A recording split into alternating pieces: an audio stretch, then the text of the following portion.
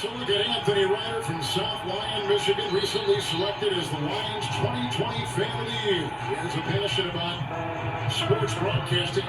With the 112th selection in the 2021 NFL Draft, the Detroit Lions select Amon-Ra St. Brown, wide receiver, USC. One pride, baby! Yeah!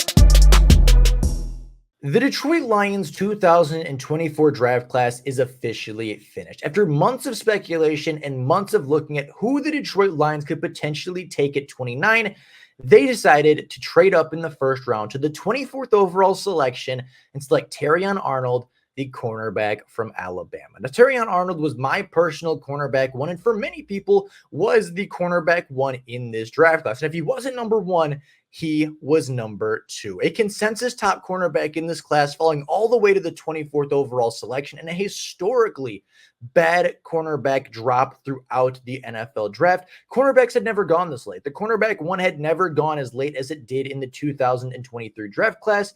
And to the advantage of the Detroit Lions, they snag arguably the best cornerback in the class at pick 24. And today we're going to take a look at Terrion Arnold. We're going to take a look at the good and the bad. We're going to take a look at him as a prospect, him as a player, why he was drafted by the Detroit Lions, and why he was the perfect selection for the Lions at pick number 24. So with that being said, let's get into taking a look at his measurables right off the bat. Terrion Arnold has the prototypical size for an NFL cornerback, 6 foot even, 189 pounds. With 31.5-inch arms, Terrion always has his hands on the football. Every single pass that goes his way is getting deflected, is getting a hand on it, is making it tough for the wide receiver because he has the size and the length to be an elite corner. His 4.5 40-yard dash is not very impressive, but on the field, he looks like a very fluid athlete. When he was running the 40, his technique looked a little bit off. He didn't look like he was the most comfortable running, but on the field, he's very smooth. He's very fluid, and I would argue and I would bet that with his on-field statistics, with his on-field measurables, that Terrion Arnold is one of the more fluid and quicker cornerbacks in this class. I don't think that 4.5 40 is quite representative of his ability to run as a cornerback, because you watch him go up against Xavier Worthy on a go route, and he's step for step with Worthy all the way down the sidelines.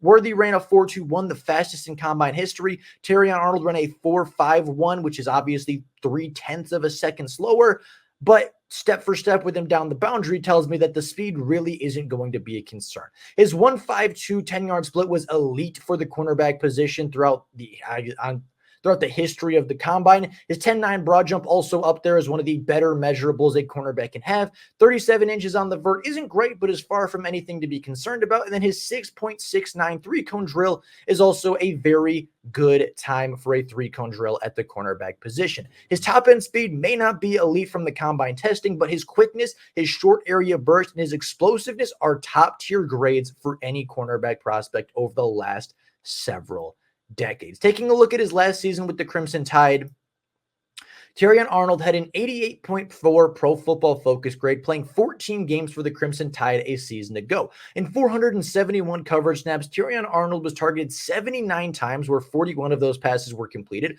allowed 441 yards through the air, 2 touchdowns, but coming with 5 interceptions and a quarterback rating allowed of just 50.7. Terrion Arnold was targeted a lot at the Crimson Tide, and a lot of that had to do with the fact that Kool-Aid McKinstry was on the other side, a consensus All-American, a consensus first-round pick going into the college football season.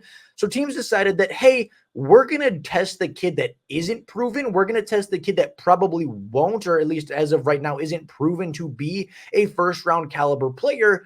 And obviously, it didn't end up necessarily working out for teams all that well, as Terrion Arnold ended up being arguably the best cornerback in this draft class.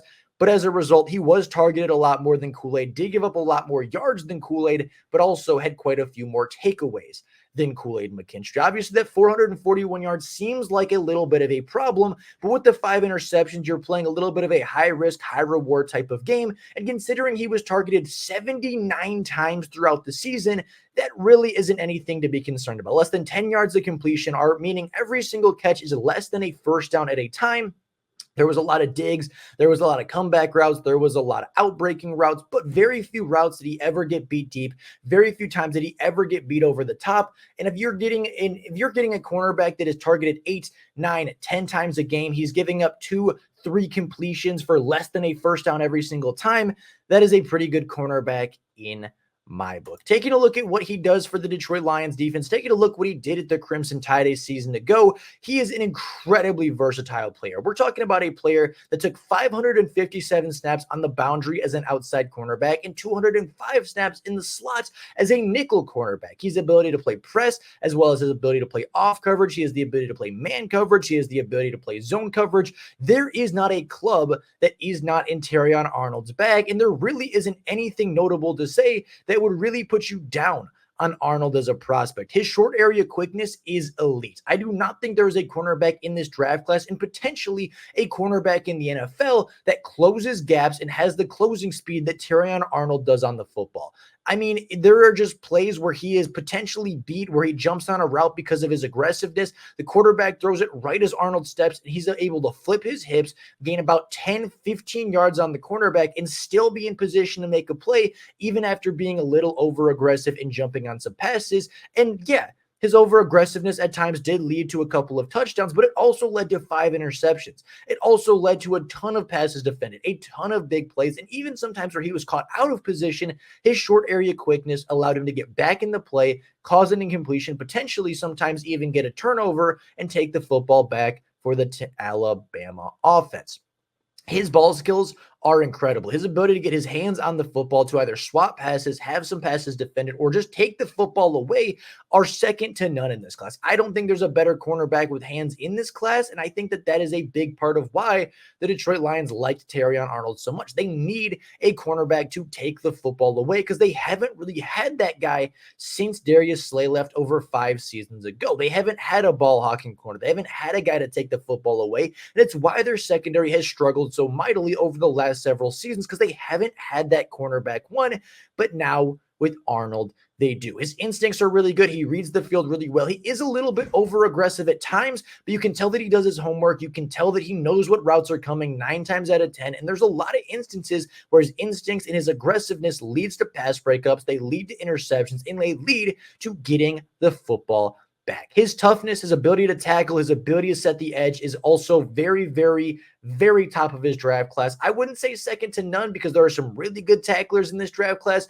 but his ability to set an edge, his ability to tackle a ball carrier in space is very, very impressive. And again, is a big reason as to why he was cornerback 1 in this class on the Lions board as opposed to a guy like Quinyon Mitchell. Overall, Terrion Arnold is a sticky cornerback. Terrion Arnold is a guy that is not going to allow big plays, is not going to get beat over the top, is not going to allow the Lions secondary to be where it was a season ago. And now the Detroit Lions go from having Cameron Sutton as their cornerback 1 and forcing Jeff Okudah to be cornerback 1 from day 1 a couple of seasons ago to now they have a solid cornerback group in place. Terrion Arnold day 1 can come in and be the second cornerback in the group because of Carlton Davis, can come along slowly, can start out versus wide receiver 2s and play against players that arguably aren't even as good as the wide receivers he played against in college. His resume is phenomenal, going against Malik Neighbors, Xavier Worthy, Adonai Mitchell, Roman Wilson. I know Missouri had a couple of really good wide receivers. I know that obviously Bama in practice every day had some really good wide receivers. Every single week in the SEC, it felt like he was going up against an NFL caliber prospect, and every single week Terrion Arnold, more times than not, came out the victor on every single rep. There was not a bad game on his resume to what I saw. There was not a bad game on tape from the games that I watched. He is an elite NFL cornerback prospect. I, again, had him as the cornerback 1 prospect, and getting him with the 24th overall pick is an absolute steal in my book. I know people are mad that they gave up a 3rd-round pick to go up and get him, but you're talking about getting the top cornerback prospect in this class or giving him to a division rival. I think the move to trade up was smart. I think this is a perfect pick, a perfect fit for what the Detroit Lions want in a cornerback. And honestly, I don't think Brad Holmes could have gone about this first round of the NFL draft any better than he already did. So with all of that being said, I do give this pick an A. I don't think there is a whole lot better that Brad Holmes could have done. I think this is a perfect player, a perfect fit, and a perfect Lion to add to the pride. So with all of that being said, let me know your grades down in the comments below. Very curious what you guys have to say about it. But with all of that being said, that's all I got for you guys right now. Thank you all so much for watching. And until next time, and as always, go Lions.